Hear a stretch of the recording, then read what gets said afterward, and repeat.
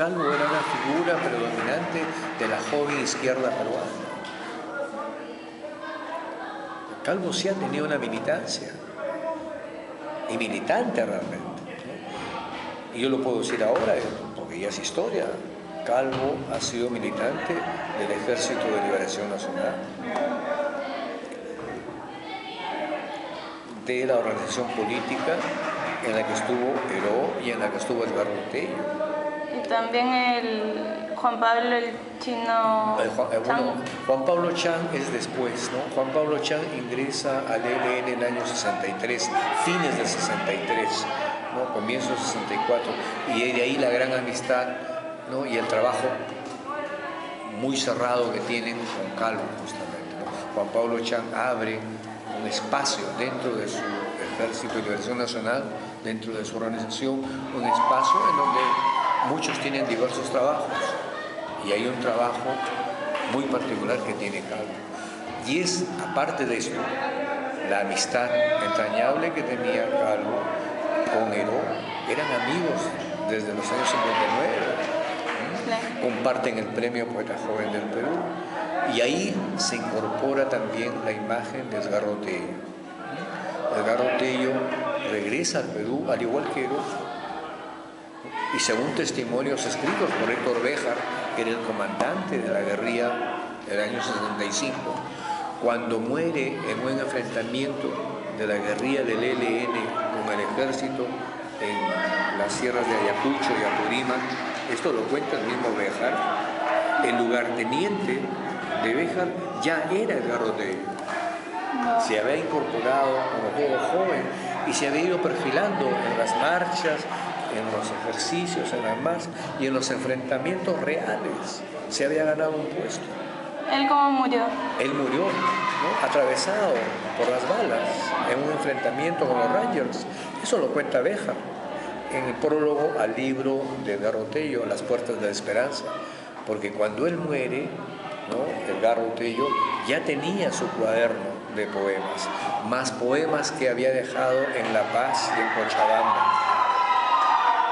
Todo eso constituye, más unos cuentos que también escribió, ¿no? La obra literaria de Edgardo Tello, ¿no? Entonces, además, hay otro espacio mayor, repito, desde el 63 para adelante se abre un espacio en la que el ejemplo de Heró, que es conmovedor, por supuesto, aleccionador también, da lugar a que jóvenes poetas, pintores, artistas, intelectuales, estudiantes, sientan su presencia, ¿no? Entonces, como un modelo a seguir luchando por esa utopía, por ese sueño. Por un mundo mejor, pues. Claro, ese por un mundo mejor, naturalmente, ¿no? Por un mundo más justo, más hermoso, más equitativo, por una sociedad, como se dice hoy en día, pues incluyente, inclusiva, ¿no? Que acaben esas grandes brechas sociales. Han pasado 50 años, estamos hablando de Javier, ¿no? Javier cayó en el intento, eso lo hace grande, a mi modo de ver. ¿Cierto? Es un paradigma, un modelo de generosidad, de entrega, ¿no? De respeto a sí mismo, a sus ideales, ¿no? Es fácil pues hablar de la revolución, ¿no? Y no hacerla, no correr los riesgos, etcétera, etcétera, ¿no? Pero lo que quiero rescatar es que Heró, cuando va y se incorpora a la guerra de guerrillas, ya es un poeta consagrado, con una poética a la que él va luego a tratar de cambiar, a transformar, por querer hacer otra clase de poesía, otro lenguaje. Pero él cayó en ese intento, hay un proceso de transición en esa poesía. Los últimos poemas que se han publicado, y que yo publiqué el año 73, 10 años después de su muerte, claro, algunos me decían, pero ¿cómo es que publicas esos poemas que no están terminados? Digo, pero es un testimonio de vida. Heró, con eso se puede demostrar que Heró, que había llegado a una cima dentro del canon establecido, ¿no? Por la gracia, el genio, el talento que tenía, claro. Cuando está inmerso en otro mundo ideológico, político, con otra mirada hacia el futuro, él va a tratar de cambiar. Desligarse un poco del uno Eso, del otro. salir de este canon privilegiado y buscar otro lenguaje. Bueno, y ahí escribe esos poemas que son de transición, de pasaje de uno a otro lugar. No son poemas que él hubiese dado, por supuesto, a la imprenta. Pero es testimonio de vida y de muerte. Justo eso lo quería decir. ¿No cree que más que una transición, en el sentido más práctico, es como un retroceso en el tema de la poesía como tal? O sea...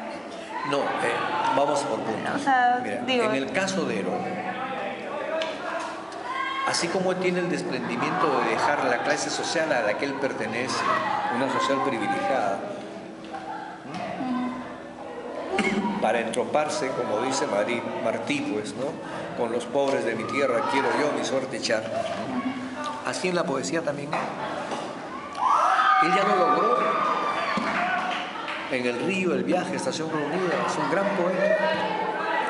Pero cuando está inmerso en este otro proyecto de vida, él dice, bueno, esta poética hay que cambiarla. Debo llevar la poesía a los pueblos, a las calles.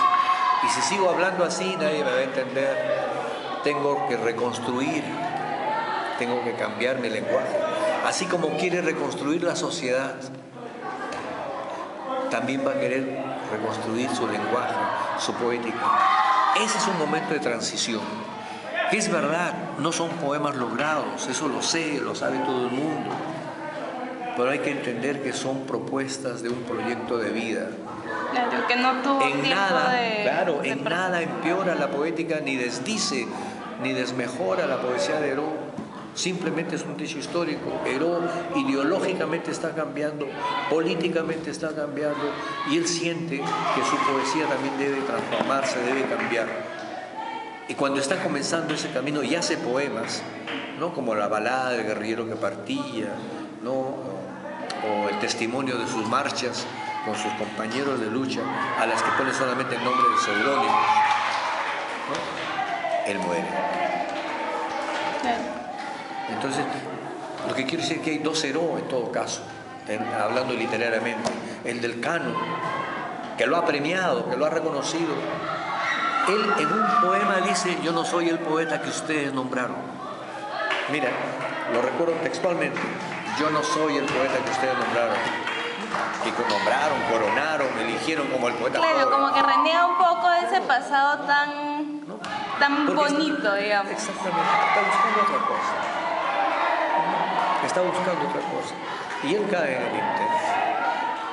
Cuando yo hago clases sobre Heró, obviamente pongo en la agenda del trabajo los mejores poemas de Heró dentro del canon, y cómo ha ido cambiando su lenguaje en este libro, en este otro libro, y cómo ha ido ampliando su radio, de su mirada. Es lo más importante. Pero también digo, pero miren, este poeta quiere cambiar de lenguaje. No lo dejó, la vida no lo dejó. No sabemos. ¿Quién sabe si ya estamos en el supuesto, pero si Heró hubiese vivido, cómo sería? Pues? ¿Y cómo escribiría? A lo mejor nos desengañaríamos de él. ¿Quién sabe? Tantos desengaños hemos vivido en la vida. ¿Ah? Pero no. Él, como los elegidos por los dioses, murió joven, con una obra hecha. A la que Calvo, el mismo Cisneros escribió sobre Javier.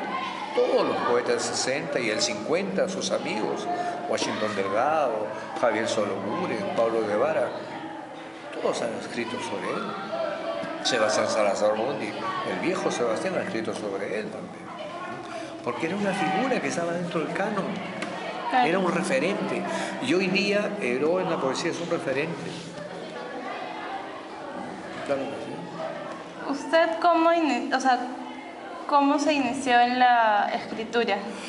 Yo particularmente, bueno, yo estaba en San Marcos, yo ingresé a San Marcos en el 61 y estaba pues también escuchándolos. Yo conocí a Heró lo conocí en San Marcos. Pero una cosa bien curiosa, lo conocí cuando Jorge Guillén, el poeta español del 27, llegó a Lima, invitado por don Jorge Puccinelli, que era decano de la Facultad de Letras. Y Jorge Guillén dio 2 conferencias en San Marcos y todos los poetas de la Católica, o de los que se estaban trasladando ya de la Católica a San Marcos, estaban ahí. En esas conferencias estuvo Heró, recuerdo a Raceto, a Heró, a Marcos Marcos, a Carlos Henderson, que era de San Marcos, escuchando, ¿no?, las poéticas, el lenguaje poético del 27, me acuerdo, un ensayo de Jorge Guillén. Y ahí, al terminar...